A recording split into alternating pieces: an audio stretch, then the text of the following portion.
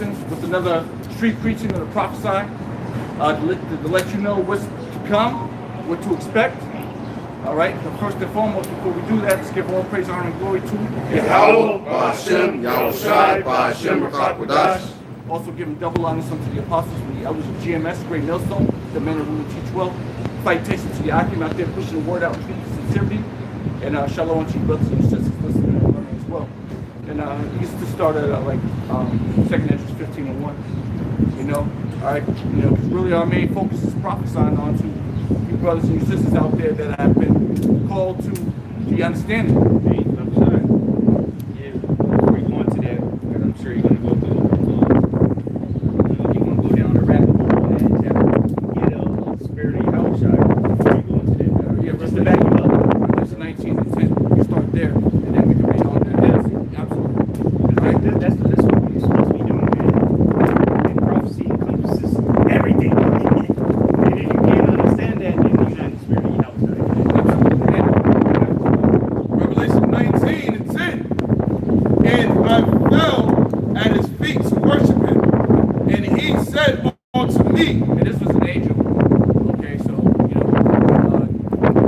know, you can imagine what they, so when the apostles saw that, when he eventually got down on, on the ground. Okay, go ahead. and it said, I'll read at the top again. Revelation 19 and 10. And I fell at his feet to worship him. And he said unto me, see thou do it not. I am thy fellow servant and of thy brethren that have the testimony of Yahushua. Right, so this angel's carrying the testimony of Yahushua. Go on. Worship Yahweh, Right. Bahashim Yahushua. For the testimony of Yahushua is the spirit of prophecy. The testimony of Yahushua is the spirit of prophecy. Okay, so that's how you can tell who's really in the camp of the true prophets of the house of David, man. Are they prophesying, or are they just out there sowing discord and speaking a bunch of lies and making covenants with the heathen? Okay, because the prophets aren't going to make no covenants with the goddamn heathen. That's for sure. The prophets are going to be out there in the same spirit. Like say if Isaiah and Jeremiah and Malachi were here today, they'll be amongst the great millstone. Well, they are here. Well, yeah, the water, for brother, you know what I'm saying?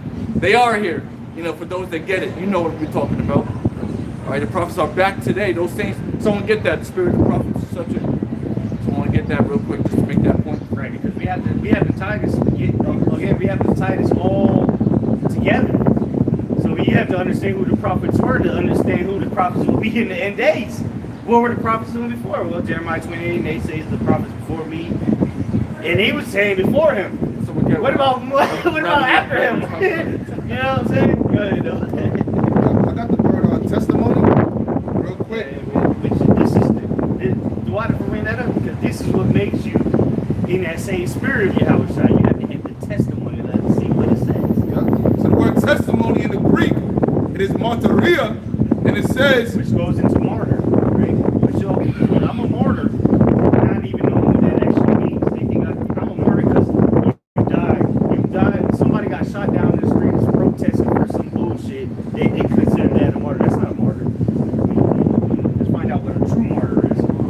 it says, a testifying the office committed to the prophets of testifying concerning future events. What's the Greek word?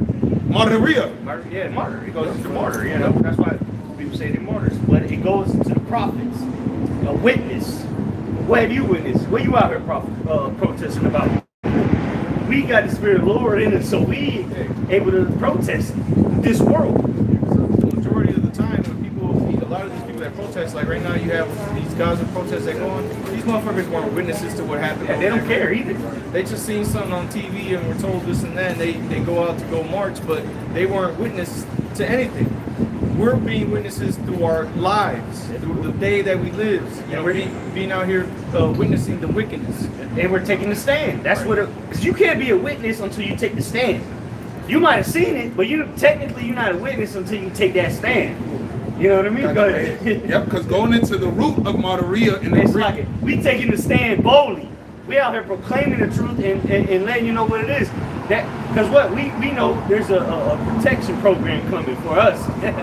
You know, that's what they promise people that willing to take the stand for like the cartel and shit like that. People are very scared to take the stand, even for here in America, mob gangs. People are scared to take the stand. I'm not talking about snitches. I'm talking about witnesses, people that was just bystanders and seeing it happen. Sometimes a lot of people are scared to speak up because they fear the repercussions. Oh damn! The gang members find out I took the stand and spoke it or told them what happened. They're gonna put a hit out on me. But what? That's why they offer you the witness protection program. Guess what? The scripture prescribed that. That's where they get that concept from. We are under the witness protection program, Lord, as well we those men. That's why we boldly take the stand. Man, we go into court, we pointing fingers at every nigga in that motherfucker. He guilty, he guilty, he guilty. Because what we changed our life. So now we took the mold out of our own eyes, so now we able to point the finger. And to be witnesses to the debauchery, the wickedness. That's why we sighing and crying for all the abominations in the midst thereof. That's how, you know, like the brother was saying, that's how you prove Esau's guiltiness. It's because he is trying to attack the witnesses. He's trying to silence the witnesses. That's why he comes after our videos.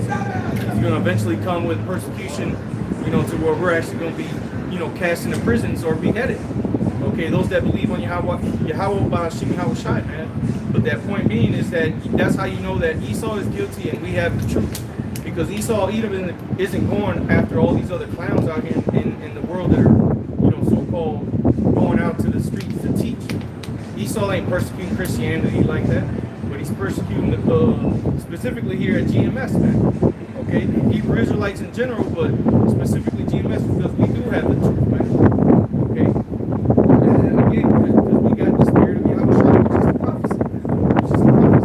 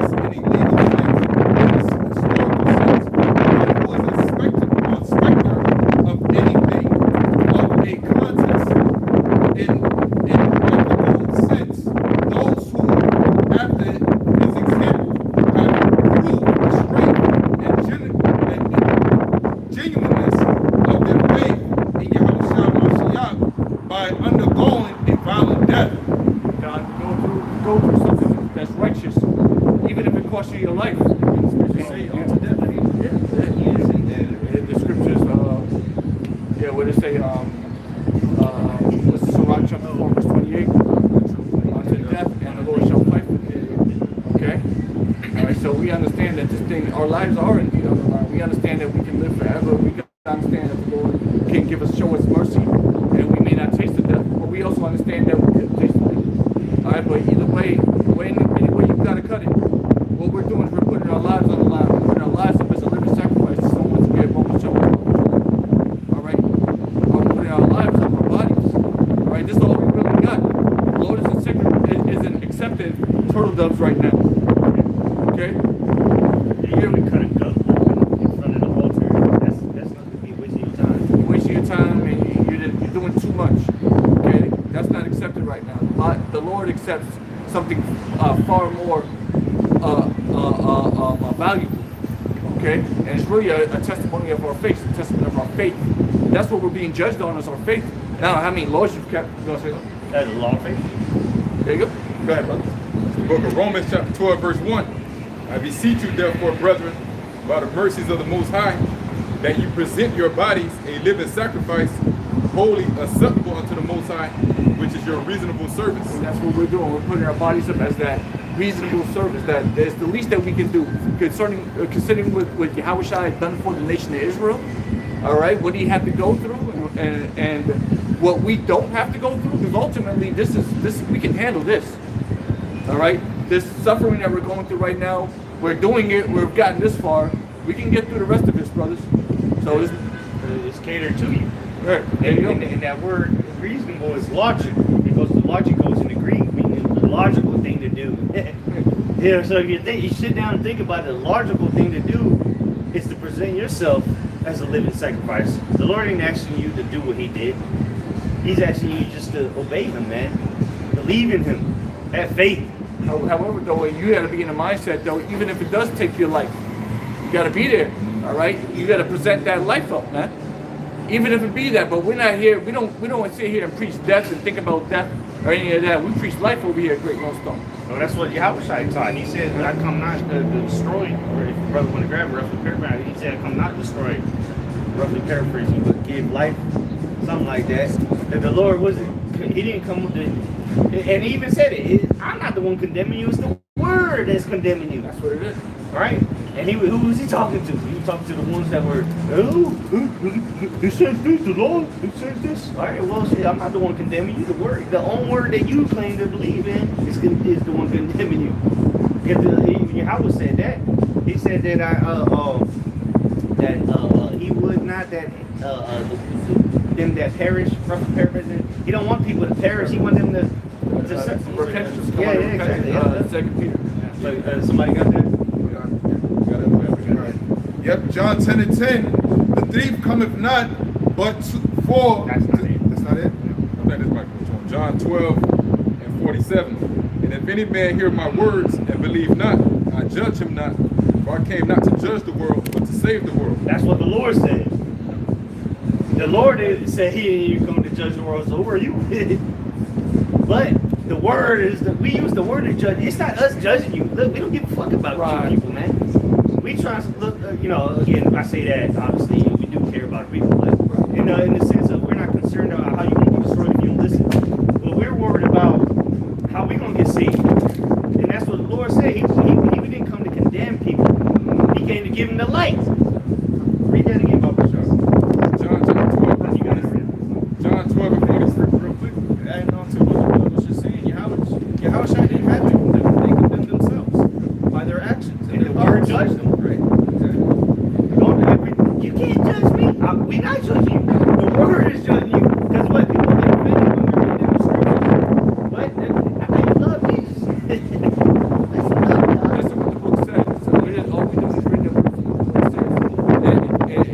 And contrary to what you just said. All right?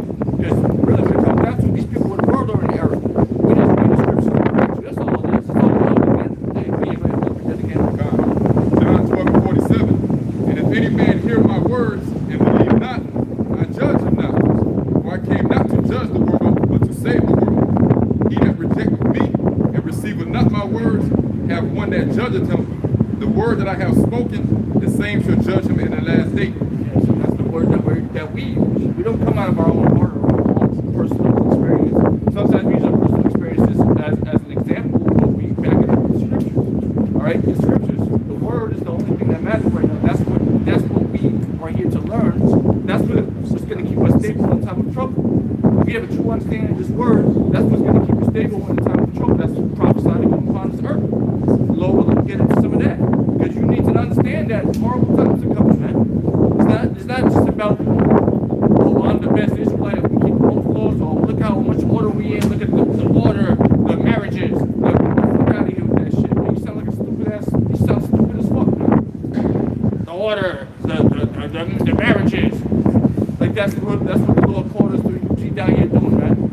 No, the Lord called us down here to prophesy. As a matter of fact, he told you you're going to have to forsake that. So the shit they trying to tell you to get, right, these certain kids.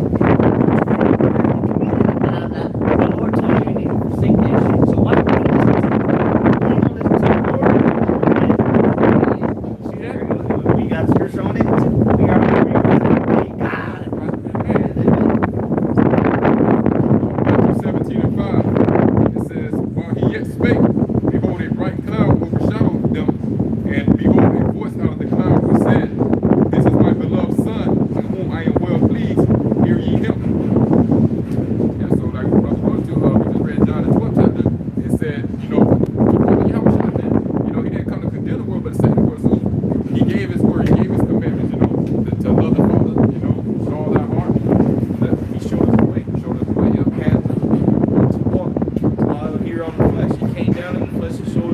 that we had a war. Now, obviously, he was in tune with the Most High, you know, and that's what we hope for. That's what we strive for. We have to walk that same path as well. Okay? We be the sheep of Yahushua, and we hear his voice, right? It says that. And then you gotta follow him. And you've been following him wherever you go with from, you know, different incarnation to incarnation. But right now, we in the last days where we have the understanding to pretty much the prophecy. We have the keys. We know the truth. We have the truth. Okay? Prophecy. We know what's gonna happen. We understand death. We understand everything. So the best thing that we can do right now is put all our faith on Yahweh Shai. All right? While we have the liberty to basically do whatever we want, you can do whatever you want. Now, this is America. You can literally go and be whatever you want, and the world will accept you. Become a woman. You can do that. You don't even have to do that. You can claim you're a woman, and America has to accept you. Oh, that's completely against the Bible. But then, when the president gets sworn in, they're gonna bring a Bible out. As per usual. Okay?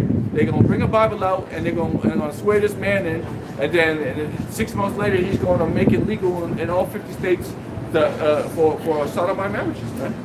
All right? Going back into 2015. You see that?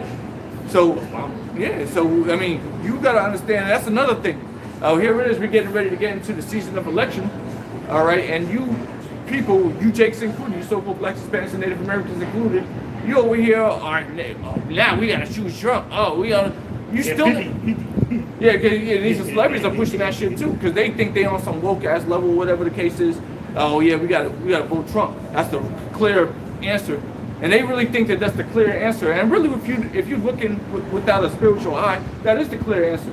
Obviously, you want to get this. The thing is, they're saying that because we said they would. We said this years ago. When Biden was getting elected, we said you niggas would be begging for Trump again. We said it. We said the videos on YouTube to this day. We're not just making this up. To this day, the videos on YouTube are still up. Go back to 2020, 2019, when we were saying you niggas would be begging for Trump, and now you got celebrities saying black men is gonna vote for Trump. We said it already. Just like we said the nuclear destruction is gonna come to America. So just like that happened, the nuclear destruction is gonna happen. The Lord's using us as vessels to speak these things into existence, man. We have to understand the power that the Lord has given us with His Word. We also said that there would be a pandemic. Okay, way back in 2016, when I first came around, we were talking about they could do a pandemic. We were going into different movies that came out previously. They watched the Esau do some shit like that, and then lo and behold, nigga did it, dog. All right, and y'all fell for the okie doke. Everybody lined up to get situated. Shalom, bro. All right, so it'll be of your best interest to listen to what the prophets are saying, man. Hey, read what you got. Jeremiah 28:8, the prophets that have been before me and before thee of old prophesied both against many countries, against great kingdoms of war and of evil and of pestilence. Of war. And real quick, just to add on to that, and most of the time they were doing that through the spirit. It'd be a spirit that hopped on them, and then they would start saying these things. Like, you know, you had King Saul, you know, when it started Even prophesy, yeah. That's what I'm saying. The spirit just With the company of prophets. Right, but that's what it was saying, because it said that the men of old that they prophesied, which again the brothers went into it earlier, was Yahweh Shai, the spirit of Yahweh Shai that hopped on them to start to prophesy, man. And now we have it in text. You know, those who the doubt that we have it so we can read it now, but that's how it happened. The spirit just hopped on them, and then there was people there to write it down. They had scribes. Some of them wrote it, but most of them had scribes, man. So what? It's showing you that it wasn't of their own. They weren't prophesying of what they believed. It was the Lord speaking through them, just like the Lord's using us today. He's doing it right now. We get that same spirit on us. We can attest to that because we understand it. We understand prophecy. We see what the Lord is doing. We can see it. The Lord is making this clear to us. And we're trying to make it clear to you by using language that you understand. But Jake just don't want to play ball. You ain't dancing to the tune. And that's why, like you just said, what you just said, if you know these things, right, that the Spirit speaks through us, then you should also I'd be able to identify the opposite side, which is a balance, right? If the spirit ain't on you, then you should shut the fuck up. Don't force the course of the river just because you want to, oh, I'm going to do a video today. Bro, if the spirit not on you to do a video, then it's you trying to, you know, speak your own shit. Watch it. You at this point, you should know if the spirit's on you to do the video or not. Not just you want to do a video because you, oh, shit, I'm going to get done. GMS, I'll do a video today. And then the next thing you know, you find yourself in the world of hurt because you were just spewing out rhetoric or just coming up with your own bullshit. You're not moving with the spirit. And again, it doesn't come the first day you come into the truth. You're not going to be able to identify that. But as you grow in this truth, you should be able to know, all right, the spirit's on me right now. Let's say, straight out of iron stuff. You know, like the spirit ain't on you.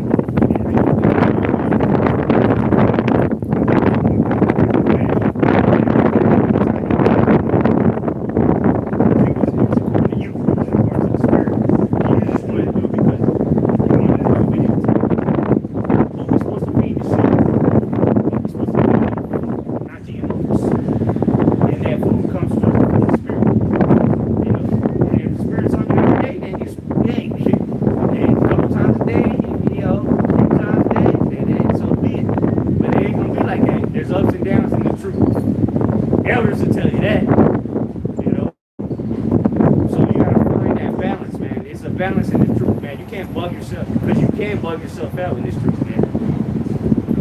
Yeah, like Apostle Tahar recently said, man, it's about being consistent.